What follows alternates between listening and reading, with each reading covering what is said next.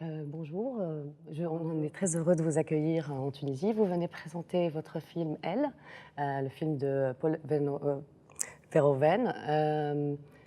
C'est la première fois que vous venez en Tunisie pour présenter un Non, c'est pas... film. Ah, présenter un film, oui. Mais c'est pas du tout la première fois que je viens en Tunisie. Je suis venue souvent ici. Et est-ce que le public a déjà vu ce film qui est vraiment très particulier? C'est vraiment le couple de Eros et Thanatos. Il est assez complexe, très touchant. Vous attendez quelle réaction du public tunisien? Alors que moi, j'ai rencontré déjà quelques journalistes là tout à l'heure et j'ai l'impression que le film a déjà été assez bien reçu. Après, je ne peux pas parler avec chaque spectateur, mais je crois que le film, il se défend très bien tout seul d'une certaine manière et il a beaucoup. Vous avez prononcé le mot touchant. Et je crois que voilà, il y a quelque chose à la fois de très fort dans ce personnage, de très fragile aussi. Et dans le film, il y a un mélange de, de de provocation, évidemment, de violence, et aussi il y a quelque chose de très fragile et de très vulnérable. Et il y a une forme d'intégrité dans le film qui fait que partout où je suis allée présenter le film, dans le monde, en commençant en France, et puis après aux États-Unis, et puis dans beaucoup d'autres pays, j'ai senti que les gens recevaient toujours bien le film. Alors il peut toujours évidemment y avoir des dissonances, des gens qui le comprennent moins ou qui peuvent être choqués. Moi, le film ne me choque pas, sinon je l'aurais pas fait. Et est-ce que vous pensez que c'est un film qui explore la complexité du désir, qui n'est jamais vraiment... on est dans un monde où les choses sont de plus en plus quadrillées, le désir, la violence, les limites aussi de la loi, du corps. Et je trouve que ce qui est très intéressant dans ce film-là, c'est qu'il questionne peut-être le désir. Tout à fait. C'est un film qui, comme vous venez de le dire extrêmement justement, qui questionne la complexité du désir, la complexité de la violence, la complexité parfois de l'attraction pour la violence. C'est un film qui pose énormément de questions sans jamais répondre d'une manière précise, puisqu'on ne peut pas répondre d'une manière précise à ça.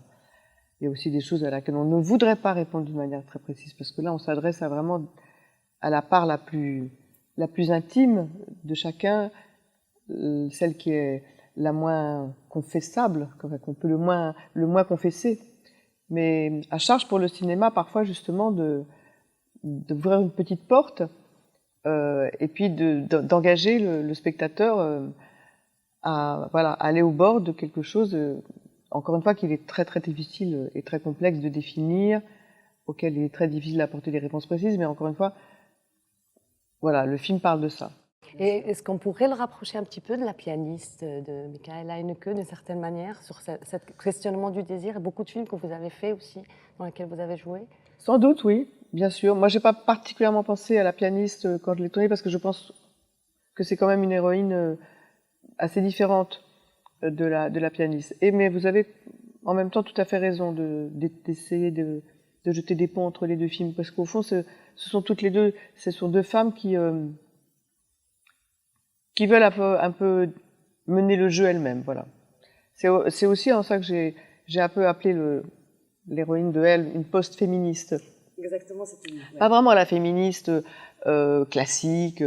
Bon, c'est certainement une femme qui veut pas qu'on la considère comme une victime, mais qui n'est pas non plus la femme vengeresse qui revêt les oripeaux masculins de la violence et de la vengeance. Non, elle prend un trajet un peu plus sinueux, complexe,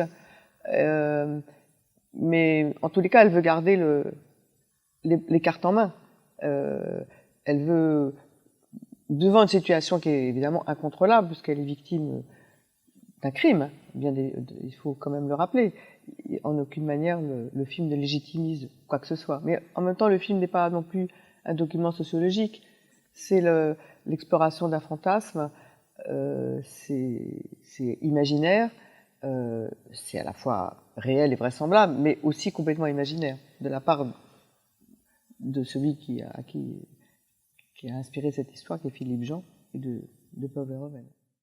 Oui, en plus, c'est deux hommes et qui, je trouve, réussissent à à donner à cette héroïne, à cette femme, une profonde... Souvent dans les films, quand on parle de la sexualité féminine, quelle qu'elle soit, là, il y a beaucoup de violence, effectivement, d'une certaine manière, mais ils passent souvent à côté. Et là, je trouve que pour Pour des hommes, hommes, finalement, ils s'en tirent pas si mal, oui, vous avez raison, c'est vrai. et puis vous le portez tellement bien, ça jouait. Mais quand nous peut-être. faisions le film, Paul Verhoeven s'amusait à dire que... Parce qu'on s'est très peu parlé, Paul Verhoeven et moi. On savait qu'on était en face d'un objet comme ça, un peu avec de la dynamite, et en même temps auquel il était impossible d'apporter des réponses. On n'est évidemment pas dans la psychologie, on explique que rien n'est anticipé, rien n'est prévisible. Donc tout le tournage du film a été un peu comme un happening, dans le sens que voilà, chaque jour, chaque scène, chaque moment présent apportait son lot à la fois de révélation et de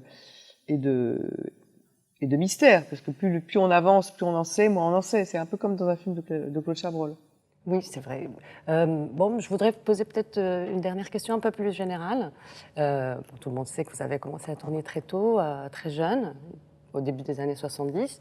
Et après toutes ces années, vous ne pensez pas qu'il y a un renouveau de ce cinéma complexe qu'on a eu dans les années 70, 80, 90, en tout cas dans le cinéma français, mais pas uniquement, qu'il y a un renouveau de courage ou de recherche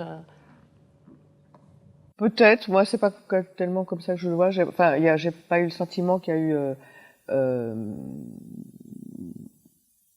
défection de ce point de vue-là. J'ai beaucoup de mal à répondre à cette question. Je suis pas historienne du cinéma. J'ai un peu de mal à remettre les choses en perspective selon les époques. Ce que je peux dire, moi, c'est que j'ai toujours tourné, j'ai toujours trouvé des metteurs en scène passionnants avec qui j'avais envie de faire des films.